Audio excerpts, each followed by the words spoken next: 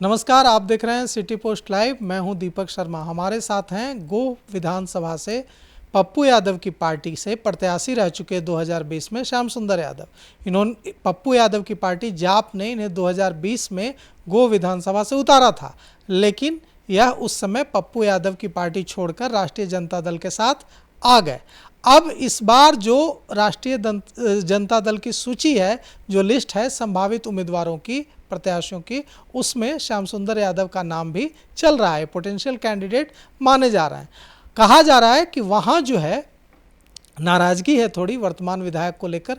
कहा जाए थोड़ी नहीं, कहा जाए कि काफ़ी नाराज़गी है। तो क्या कुछ है, क्यों नाराज़ है बिहार की जनता, क्यों नाराज़ है गोह की जनता, सरकार से या अपने विधायकों से?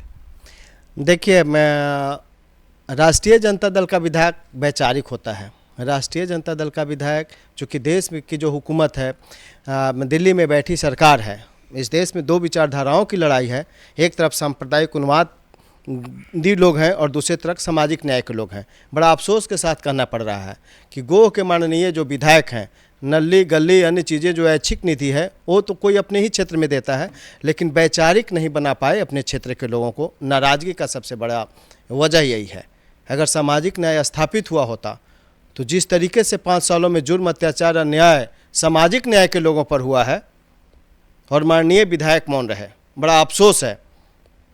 और हमको लगता है कि इस बात की जानकारी हमारे आदरणीय नेता लालू प्रसाद यादव जी को, तेजस्वी यादव जी को और तमाम वे लोग जो विचारधारा से ख़त्म करना चाहते हैं देश के दुश्मन, जो सांप्रदायिक उन्माद के साथ संविधान को ख़त्म करना चाहता है, उनकी नज़र है। देखिए, कहा जा रहा है कि वहाँ की जनता में आक्रोश है। गो विधानसभा की जनता में आक्रोश सिर्फ सरकार के खिलाफ नहीं है, सिर्फ अफसरों के खिलाफ नहीं है, बल्कि वहाँ के विधायक के खिलाफ भी है। कहा जा रहा है कि जिस तरह से आगे बढ़कर काम करने की उम्मीद थी और जिस उम्मीद में उन्हें जनता ने वहाँ जिताया था, वो उम्मीद पूरी नहीं हो पा रही है। देखिए, चुनाव के तुरंत बाद उफारा थाना क्षेत्र के महदीपुर में सिर्फ माननीय विधायक को चुनाव के वक्त खाना खिला दिए थे, इसलिए लंपट सामंतों ने गोली मार दिया सकलेश यादव को, और उसमें विधायक मौन हो गए और ऐसा मौन हुए लगा कि यह हत्यारों के साथ खड़े हैं। मुझे उस मामले में पुलिस पे भगदड़ हुआ था और उसी मामले में जेल जाना पड़ा, और विधायक का कहना था कि भैया मैं तो मौन इसलिए हो गया कि एसपी ने धमका दिया कि आपको भी मुकदमा दर्ज करेंगे, लेकिन कभी इन्होंने हत्यारों के बारे में बात नहीं किया और मुझे जेल में भूख हड़ताल करना पड़ा। इनके खिलाफ माहौल बनना उसी दिन से शुरू हो गया था और जो सिलसिला चलते आ रहा है। आज इस गर्मी में, भीषण गर्मी में, पीने का पानी पूरे इलाके में कहीं नहीं है। किस बात का कोई जनप्रतिनिधि हो, सिर्फ विधायक का मामला नहीं है, सिर्फ सरकार का मामला नहीं है। हम सड़क के शहंशाह हैं, जनता ने जो जनादेश दिया है सड़क पे रहने का, हम लोहिया जी के मानने वाले लोग हैं। पानी कहीं नहीं है पीने का। नल जल नीतीश जी का फेल है, बिहार सरकार जो नल जल लाई है वो फेल है पूरी तरीके से, और वहाँ के जो विधायक, अन्य जो जनप्रतिनिधि हैं, सब के सब मौन है। आखिर नाराज जनता क्यों नहीं हो? जो जनप्रतिनिधि अपने ही वोटरों को पीने का पानी भी ना दे, इससे बड़ा दुर्भाग्य क्या हो सकता है? नहीं तो अब यहाँ सवाल यह उठता है कि पिछली बार तो आप दूसरी पार्टी से उम्मीदवार थे, पप्पू यादव की पार्टी से उम्मीदवार थे और आपने ही समर्थन किया। आप पप्पू यादव की पार्टी छोड़कर इन्हें ही जिताने के लिए राष्ट्रीय जनता दल में आए। क्या कीजिएगा इस बार अगर पार्टी आपको प्रत्याशी न बनाकर फिर इन्हीं को दोहरा दे तो?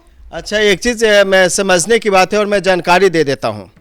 आप सामाजिक न्याय की धारा हम उस समय भी मजबूत कर रहे थे, तभी एक सामाजिक न्याय की पार्टी जो राष्ट्रीय जनता दल है, इनके नेता आदरणीय लालू यादव जी बोले कि तुमसे बेहतर इस गो में सामाजिक न्याय का कोई लड़का हो ही नहीं सकता है। तुम जिस तरीके से आवाज़ उठा रहे हो सामंतों के खिलाफ, बेईमानों के खिलाफ, भ्रष्ट अधिकारियों के खिलाफ, हमारी ज़रूरत है, तुम आओ इस पार्टी में और 25 तुम्हारा रहेगा।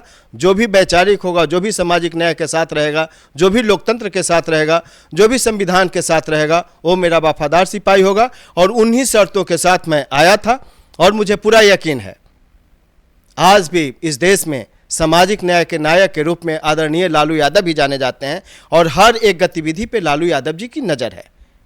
अभी हाल ही के दिनों में हाईकोर्ट एक गांव को पूरा उजाड़ने की तैयारी कर लिया, और वो तैयारी जातीय आधार पे अधिकारियों ने गलत रिपोर्टिंग किया, इसलिए हुआ। वहां कोई नहीं दिखा, सिर्फ श्याम सुंदर दिखा। यही नहीं, जिस महद्दीपुर की बात कर रहे थे वहां श्याम सुंदर दिखा। अग्निवीर आंदोलन इतना बड़ा आंदोलन था, आजादी के बाद पहली बार 65 यादवों को एक दिन में जेल भेज दिया गया। गोह का स्थानीय विधायक मौन रहा, मुंह से आवाज नहीं निकली, रात भर पुलिस थाने में मारती पीटती रही नौजवानों को। भैया नाखुशी क्यों नहीं होगा?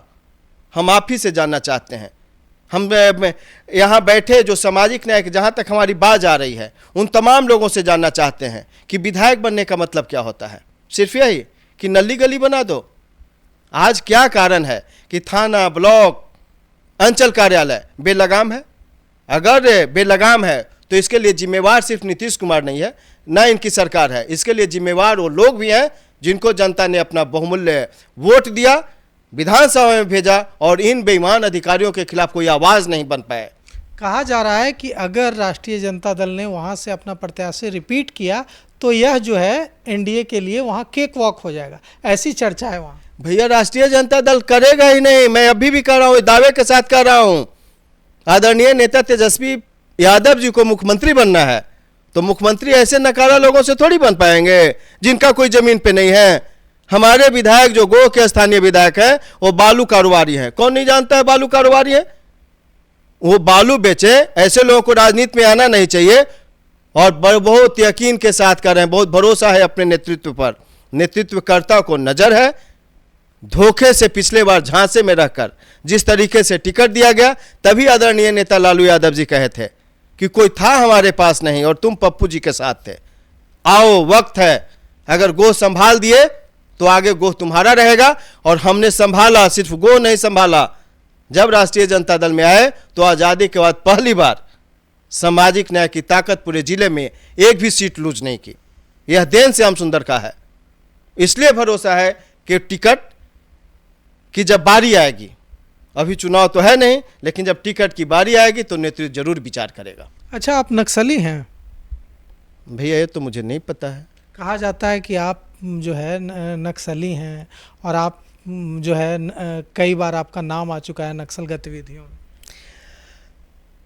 सच कहना बगावत है तो समझो हम भी बागी हैं। जो हुकूमत पीने का पानी ना दे, जो हुकूमत विद्यार्थियों के हाथ से कलम छीन ले, जो हुकूमत खेतों को पानी ना दे, जो हुकूमत इंदिरा आवास के नाम पे 1000 से लेकर 20,000 तहसीलवा दे, जो हुकूमत पीडीएस सिस्टम जन वितरण प्रणाली में जो गरीबों को दिया जाता है आधा किलो और पाव अनाज चोरा ले, अगर इन लोगों के खिलाफ बोलना नक्सलियों का काम है तो मुझे गर्व है अपने आप को नक्सली बताने में। मैं इन ऐसे सिस्टम का विरोध करता रहूंगा। सरकार को जितनी ताकत है प्रयास कर ले नक्सल घोषित करने का।